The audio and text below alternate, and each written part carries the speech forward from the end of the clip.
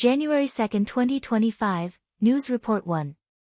According to United Daily News, on the evening of January 2, 2024, the Taipei District Court cancelled the bail decision for the former chairman of the Taiwan People's Party, Ko Wen-jae, and ordered his rearrest. Ko was sent to the Tucheng Detention Center, where he may spend his New Year's Eve, January 29, 2024, during the Chinese New Year in custody. Ko was arrested in September 2023 on suspicion of involvement in a corruption case and was granted bail on December 27, 2023, with a bail amount of $30 million.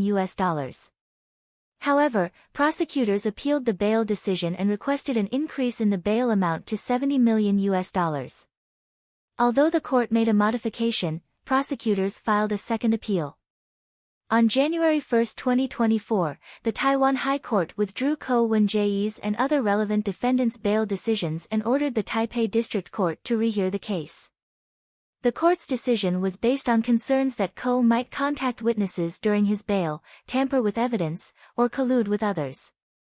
Prosecutors pointed out that Ko influenced the People's Party's legislators and other related individuals while on bail, attempting to interfere with the case.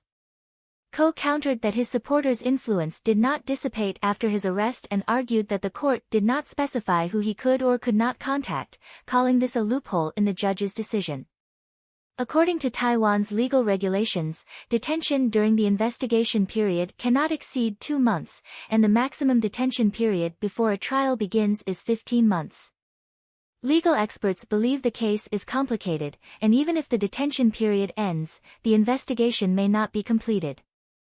News Report 2. On January 2, 2025, the first trading day of the new year, stock markets in Taiwan, Hong Kong, and China saw widespread declines. The Shanghai Composite Index fell below 3,300 points during the day, closing at 3,262 points, a drop of 2.66%. The Shenzhen Component Index dropped sharply by 400 points, nearing the psychological 10,000-point mark, closing at 10,888 points, a 3.14% decline. In Hong Kong, the Hang Seng Index opened below 20,000 points, eventually closing at 19,623 points, a 2.2% decrease. Taiwan's weighted index also ended lower, closing at 22,832 points, down by 0.88%.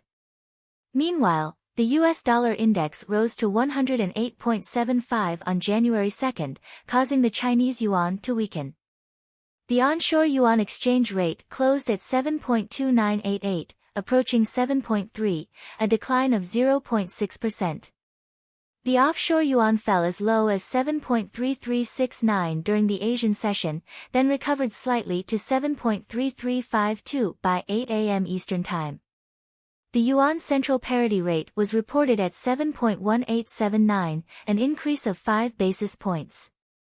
Additionally, due to the strength of the US dollar, the new Taiwan dollar also weakened, closing at 32.8, a 5-month low. News Report 3.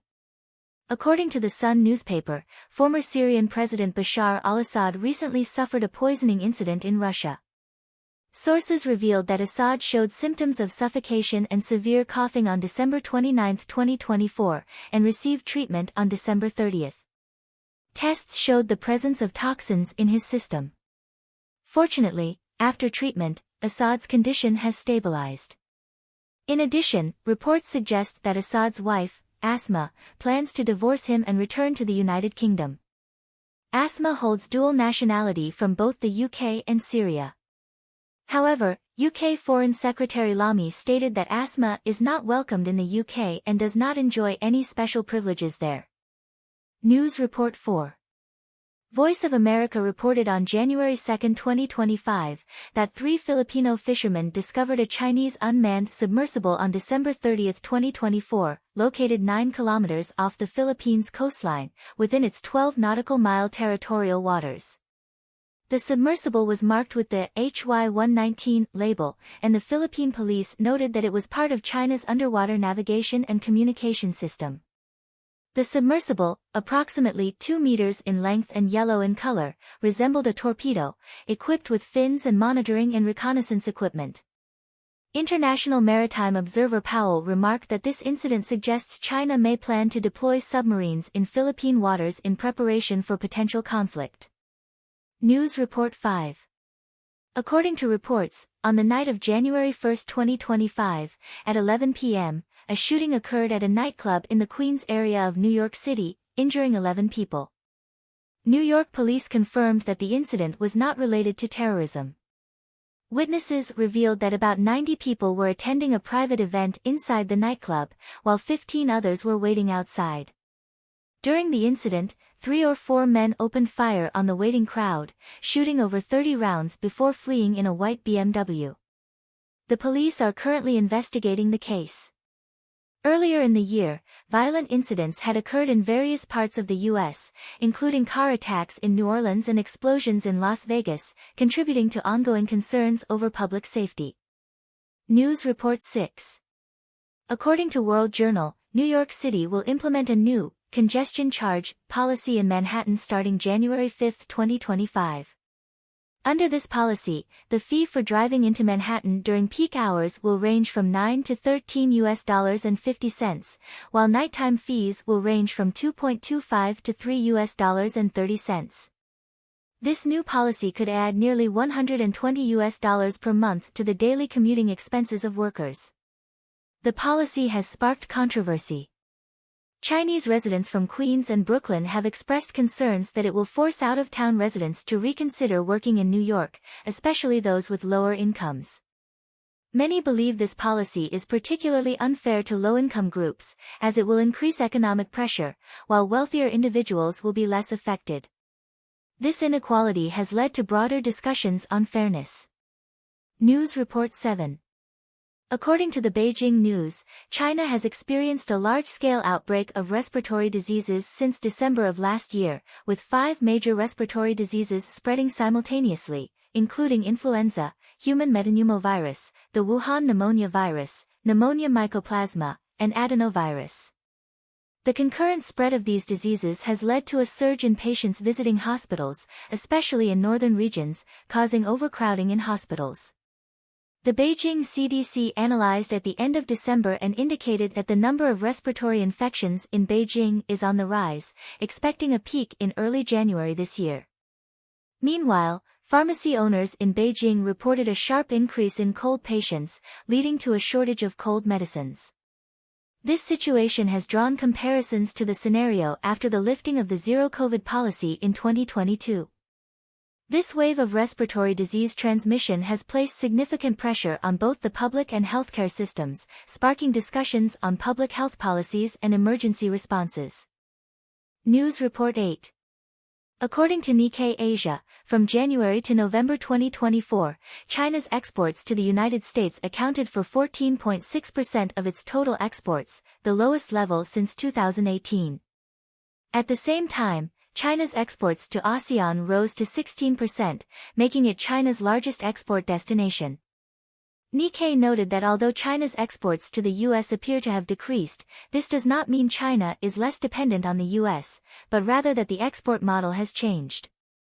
Since the 2018 U.S.-China trade war, many Chinese manufacturers have moved their production lines to Southeast Asia, and while production facilities have been relocated, raw materials and key components still come from China. Therefore, China's exports to Southeast Asia mainly consist of components, which are then assembled and exported to the U.S. under Southeast Asia's name. This means that Chinese products are still reaching the U.S. market through a detour via Southeast Asia. If the U.S. takes measures to block this export route, China's exports will be more severely affected, as Southeast Asia does not have sufficient consumer demand to absorb these products. This route allows China to continue supplying products to the U.S., but depends on transshipment trade via Southeast Asia. News Report 9. According to data released by the Hong Kong Census and Statistics Department on January 2, 2024, Hong Kong's retail sales totaled 31.7 billion Hong Kong dollars in November 2024, down 7.3% year-on-year, marking the 9th consecutive month of decline. Industries with significant drops included automobiles, down 35%, furniture, down 21%, traditional Chinese medicine, down 20%, and electronics and durable goods, down 18%. A spokesperson for the Hong Kong government stated that the consumption patterns of Hong Kong citizens are changing, and the strong Hong Kong dollar is also a factor contributing to the decline in retail sales. This suggests that Hong Kong people are no longer spending locally, and some wealthier families are choosing to emigrate, leading to a further reduction in retail demand. This trend reflects the economic challenges in Hong Kong, with weak consumer spending becoming a key factor in the economic difficulties. News Report 10. According to a report by Hong Kong 01 News, data from the Hong Kong Film Box Office Company shows that Hong Kong's film box office revenue in 2024 was 1.34 billion Hong Kong dollars, a decrease of 6.2% compared to the previous year, returning to levels last seen in 2011. The challenges faced by Hong Kong's film industry reflect Chief Executive John Lee's statement about the transition from disorder to stability. While Hong Kong society remains stable, the economy, especially the film industry, continues to face difficulties.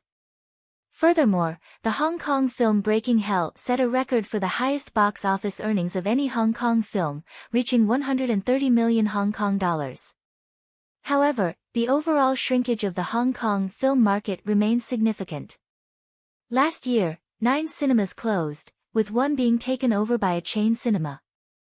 This phenomenon indicates that the Hong Kong film market is undergoing difficulties, with reduced demand for moviegoing and an overall decline in the industry. News Report 11. According to Xinhua News Agency, on January 2, 2024, the Chinese Ministry of Commerce announced 2 new measures against U.S. companies.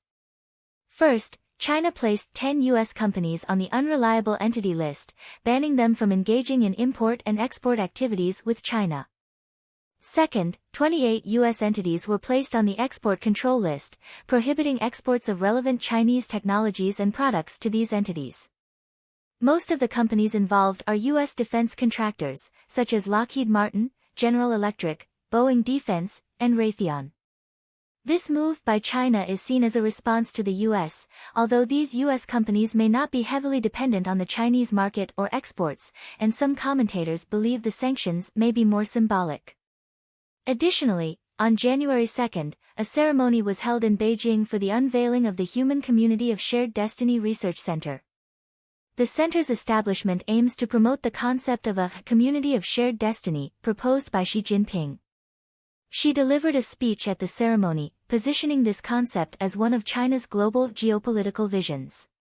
The concept, first introduced in 2013, was later incorporated into the Communist Party Constitution and the preamble to China's constitution in 2017 and 2018. Despite China's promotion of this idea, external evaluations of the concept have been lukewarm, with former German Foreign Minister Sigmar Gabriel and BBC Media criticizing China's promotion of the community of shared destiny while contrasting it with Western principles of liberal democracy and human rights. Critics argue that China's political system is more authoritarian and that it strengthens control over its people through high-tech measures such as surveillance technology and facial recognition systems. These actions reflect China's intent to assert its position in global politics, while also highlighting the growing political, economic, and ideological rifts with the West. News Report 12. According to Yipeng News, on November 2, Taiwan's Mainland Affairs Council Vice Chairman Liang Wenjie announced that Taiwan would stop the Strait Herald, a media outlet under the Fujian Daily Group, from maintaining a presence in Taiwan.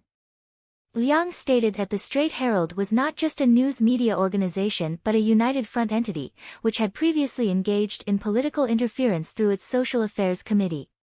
For example, a journalist from the Strait Herald, Lin Jingdong, had been involved in bribing intermediaries in Taiwan to fabricate polls to interfere with the Taiwanese presidential election.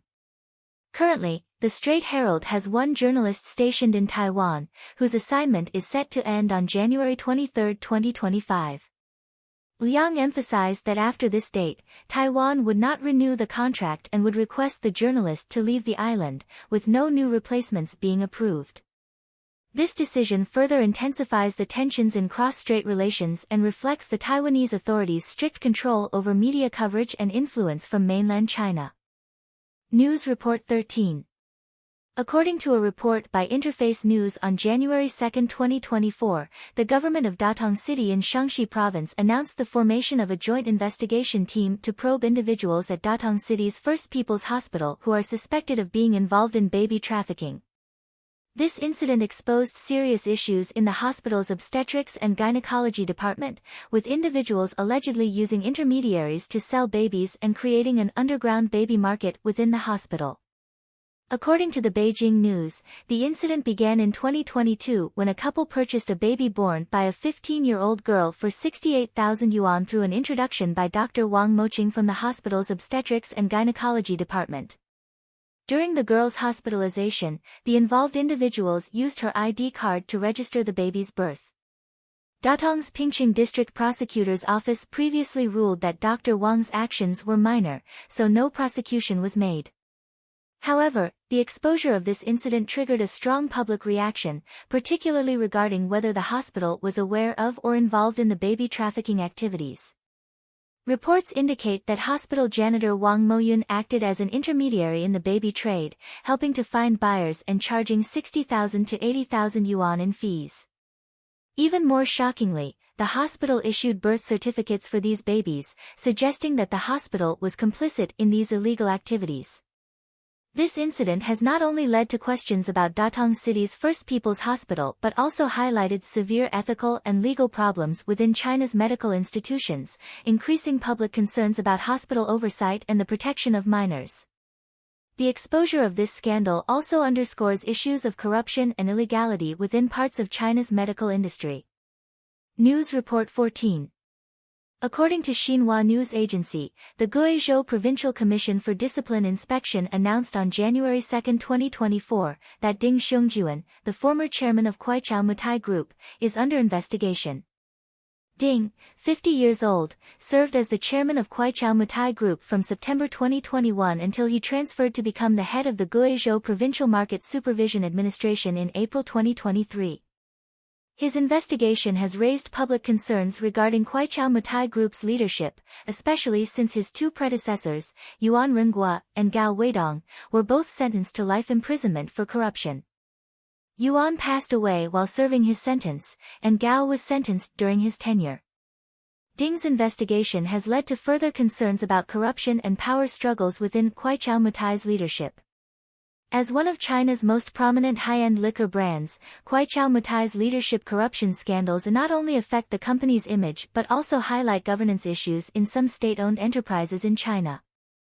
The outcome of Ding's investigation could have a profound impact on the regulatory and governance practices of Kuaichao Mutai and other similar enterprises. News Report 15. According to the Australian Broadcasting Corporation, Japan's NTT Communications announced on January 2, 2024, that its portal website had been hit by a distributed denial of service (DDoS) attack. The attack began at 5:30 a.m. and caused service disruptions, which were fully restored by 4 p.m. This event is the latest in a series of network attacks on Japanese companies since the end of last year. On December 26, Japan Airlines JAL's baggage handling system also experienced a failure due to a similar DDoS attack.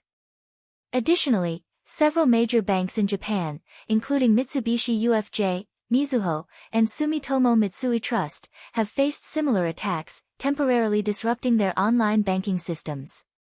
The frequent occurrence of these cyber attacks has sparked concern about the growing trend of cybercrime targeting major companies and organizations in Japan. News Report 16. According to the Australian Broadcasting Corporation, in December 2024, the median house price in Australia was $815,000 Australian dollars, a slight decrease of 0.1%, marking the first decline in house prices in 2 years. Melbourne and Sydney were the main cities where house prices fell, with Melbourne experiencing the largest drop of 0.7% and Sydney seeing a decrease of 0.6%. Market analysts pointed out that the slowdown in house prices has become a prominent trend in Australia's real estate market. The reasons for this trend include the rapid increase in housing prices, which has made it unaffordable for many people, and the gradual increase in housing supply, which has led to a necessary price adjustment. News Report 17. The New Tide Daily reported that the Ingfa Tea Ice Hall, located in Kwun Tong, Hong Kong, closed its doors on December 31, marking the end of its 52-year history. Since its opening in 1972, Ingfa Tea Ice Hall has maintained the nostalgic style of a traditional Hong Kong tea restaurant, offering classic tea restaurant dishes such as pineapple buns, egg tarts, and Hong Kong-style toast, which have been beloved by local residents. However, Hong Kong's catering industry has faced significant pressure in recent years, particularly against the backdrop of economic downturn. Many restaurants have been forced to close, with well-known establishments such as Nan Shaoguan under the Little South Country Group, Beppu Ramen, and Kai Shi Bakery also shutting down last year. This has become a reflection of the difficulties faced by Hong Kong's catering industry.